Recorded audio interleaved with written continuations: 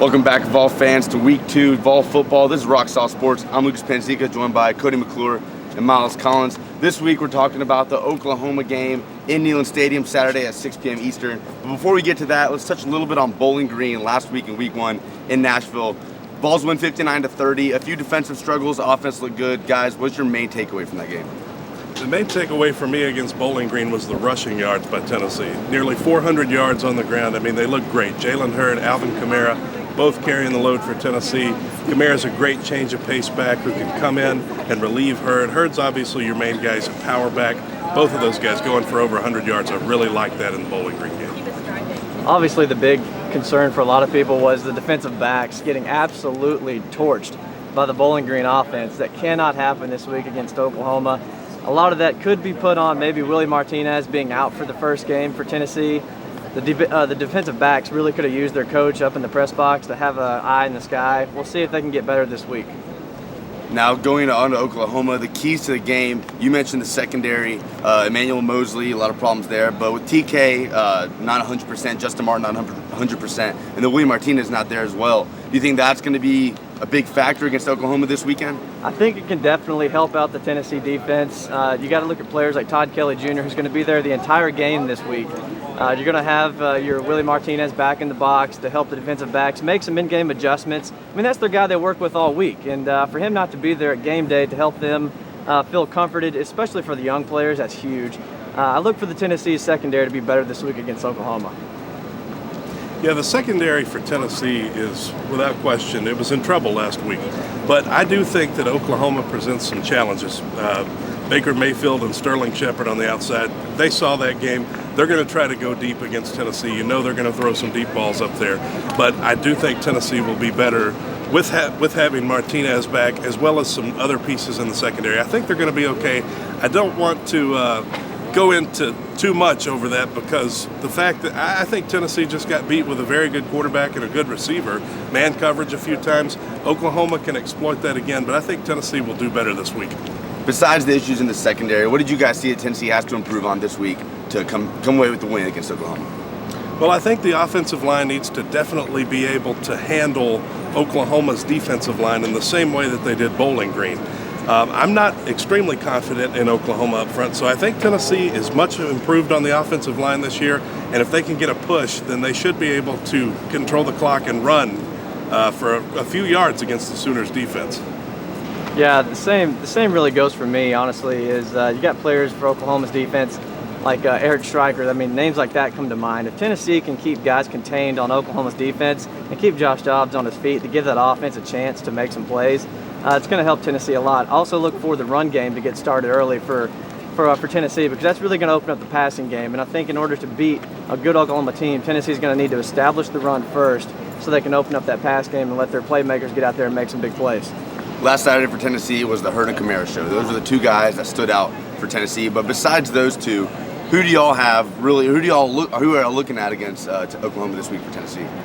Well, for me, I think Tennessee's defensive line will be huge in this game. Derek Barnett and Kurt Magid, if they can get to the quarterback, Baker Mayfield, and get after that young Oklahoma offensive line, I really think it will help the secondary, because Tennessee, that's another thing they got to improve on this week. They didn't get a whole lot of pass rush last week.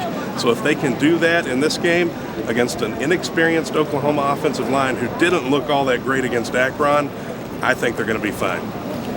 I agree with the defense there, but also this offense has got to get out and make some plays. They need to keep that momentum going. They're going to have a lot of it going into that game. It's an orange and white checkered for the entire stadium. The crowd's going to be electric, and Tennessee really needs to run that ball and establish that first, open up the passing game, because if Tennessee can jump out to a quick start, that momentum is going to take them a far way in this game, because that crowd is going to be huge, it's going to be loud, and Tennessee can really ride that momentum to a victory this week. Now, for Oklahoma, who's one guy y'all are really, or who's Tennessee should be very concerned about? Well, I already mentioned him once. For me, it's Baker Mayfield, the quarterback. He threw for 388 yards and 3 touchdowns in last week's game. Given the opponent wasn't all that great, but the fact that he can come in immediately and make that kind of an impact when a lot of people thought Trevor Knight would be the starter, I'm really confident in Oklahoma's quarterback situation. For me, I think it's got to be the wide receivers for Oklahoma, especially Sterling Shepard. Will Cam Sutton see him the entire game? I think we'll probably see a lot of Cam Sutton on him, but You saw the way the defensive backs got absolutely torched last weekend against Bowling Green. That cannot happen this week. It cannot. There was 9 plays of over 20 yards allowed on the Tennessee defense last week. You cannot do that against Oklahoma. You do that, you're going to lose the game. I look for them to really contain Sterling Shepard and defense get a few stops so that offense can gain some momentum and put some points on the board and really keep Tennessee's momentum and the crowd into this game. Few very important games in the college football landscape this week. I think a lot of Vol fans wanted game day to be here for this, but they got to be over at Oregon, Michigan State. It's a top 10 matchup. Who do y'all have in that game?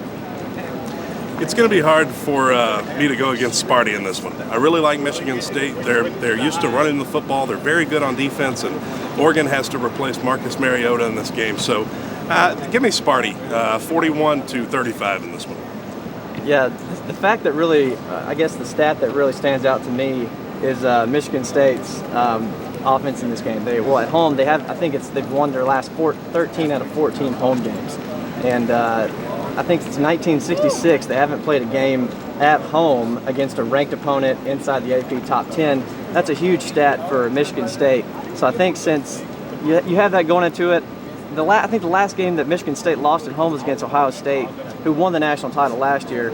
I look for this one to be a pretty high-scoring game, but I think I got Michigan State 45-31. Bringing it back to the SEC, LSU plays Mississippi State in Starkville. Who do you guys have there?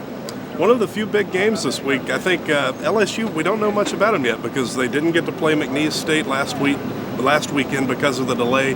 Mississippi State did not look very good against Southern Miss, so I'm going to go out on a limb. I'm going to take the Bayou Bengals by a couple of touchdowns in this one. I like LSU 42-28.